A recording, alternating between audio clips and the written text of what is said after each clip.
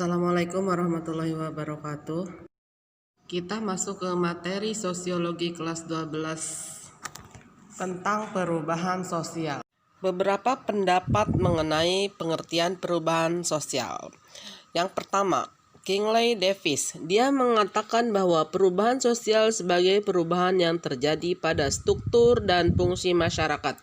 Misalnya, munculnya pengorganisasian buruh dalam masyarakat kapitalis sehingga menyebabkan perubahan dalam bentuk hubungan antara buruh dan majikannya. Menurut John Lewis Gillin, perubahan sosial adalah suatu variasi dari cara-cara hidup yang telah diterima karena ada perubahan kondisi geografis, kebudayaan, material, komposisi penduduk, ideologi, atau adanya difusi serta penemuan-penemuan baru dalam masyarakat.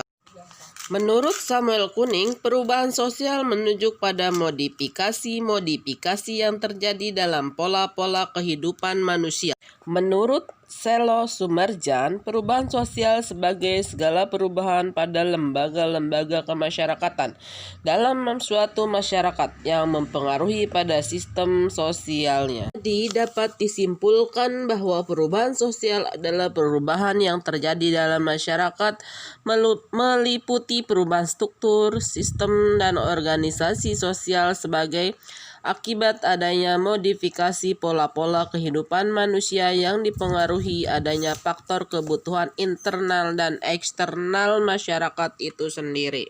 Perubahan senantiasa menyertai setiap kehidupan masyarakat dimanapun berada. Perubahan sosial. Faktor penyebab perubahan sosial ada intern, ekstern. Intern itu ada bertambah atau berkurangnya penduduk, penemuan baru, pertentangan, terjadinya pemberontakan atau revolusi. Sedangkan faktor ekstern atau penyebab dari luar. Yang pertama, sebab-sebab yang berasal dari lingkungan alam fisik yang ada di sekitar manusia seperti bencana alam. Yang kedua, peperangan dengan negara lain juga menyebabkan terjadinya perubahan sosial karena biasanya negara yang menang akan memaksakan kebudayaannya. Ketiga, pengaruh kebudayaan masyarakat lain. Selain faktor intern dan ekstern, ada juga faktor yang menghambat perubahan sosial. Yang pertama, kurangnya hubungan dengan masyarakat lain. Yang kedua, berkembangnya ilmu pengetahuan yang terlambat. 3. Sikap masyarakat tradisional. 4. Adanya kepentingan yang telah tertanam dengan kuat. 5. Rasa takut akan terjadinya kegoyahan pada integrasi kebudayaan. 6. Prasangka terhadap hal-hal baru asing atau sikap tertutup. 7. Hambatan-hambatan yang bersifat ideologis. 8. Adat atau kebiasaan. 9. Nilai bahwa hidup ini pada hakikatnya buruk dan tidak mungkin diperbaiki. Selanjutnya, proses perubahan sosial. Perubahan sosial yang terjadi dalam kehidupan masyarakat satu dengan yang lain tentunya akan sangat berbeda, tergantung dari faktor penyebab yang mempengaruhi terjadinya perubahan tersebut.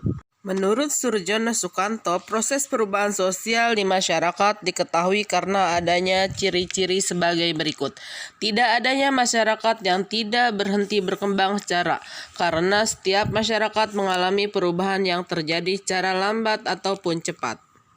Yang kedua, perubahan-perubahan yang terjadi pada lembaga kemasyarakatan tertentu akan diikuti dengan perubahan-perubahan pada lembaga sosial lainnya karena lembaga-lembaga tadi sifatnya interdependen. Maka sulit sekali untuk mengisolasi perubahan pada lembaga-lembaga sosial tertentu saja. Menurut Alvin L. Bertrand, proses perubahan sosial adalah sebagai berikut.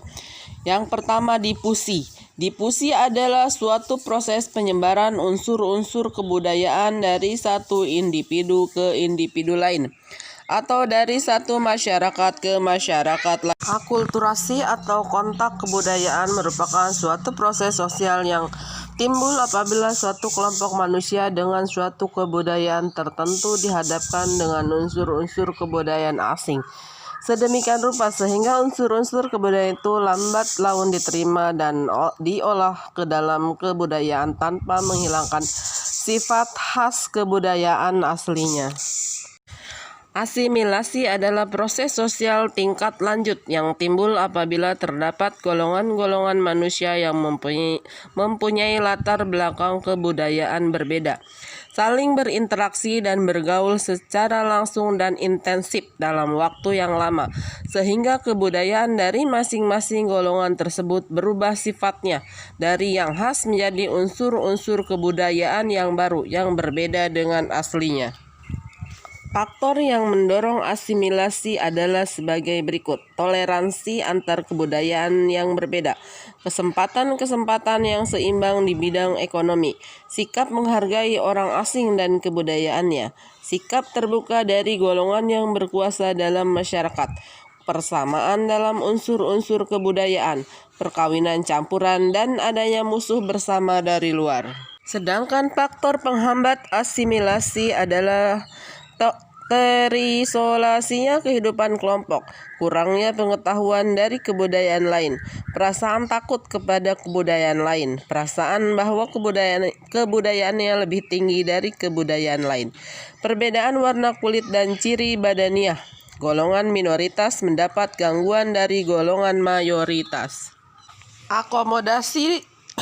Akomodasi dapat berarti suatu keadaan atau proses.